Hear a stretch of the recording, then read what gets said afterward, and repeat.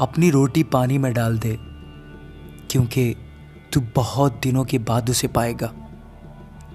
7 کو بلکہ 8 کو حصہ دے، کیونکہ تو نہیں جانتا کہ زمین پر کیا بلا آئے گی۔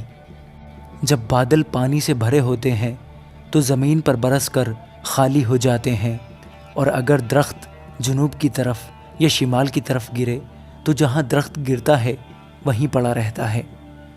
جو ہوا کا رخ دیکھتا رہتا ہے وہ بوتا نہیں، اور جو بادلوں کو دیکھتا ہے وہ کاٹتا نہیں۔ جیسا تو نہیں جانتا کہ ہوا کی کیا راہ ہے اور حاملہ کے رحم میں ہڈیاں کیوں کر بڑھتی ہیں، ویسا ہی تو خدا کے کاموں کو جو سب کچھ کرتا ہے نہیں جانے گا۔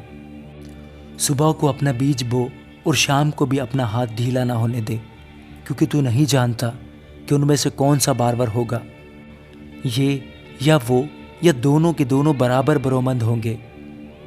نور شیریں ہے اور آفتاب کو دیکھنا آنکھوں کو اچھا لگتا ہے۔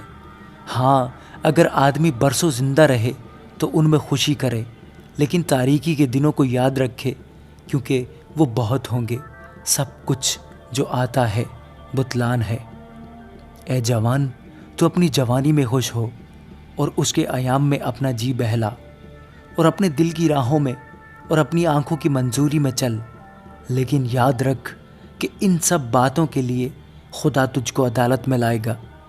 بس غم کو اپنے دل سے دور کر اور بدی اپنے جسم سے نکال ڈال، کیونکہ لڑک پن اور جوانی دونوں باطل ہیں۔ آمین۔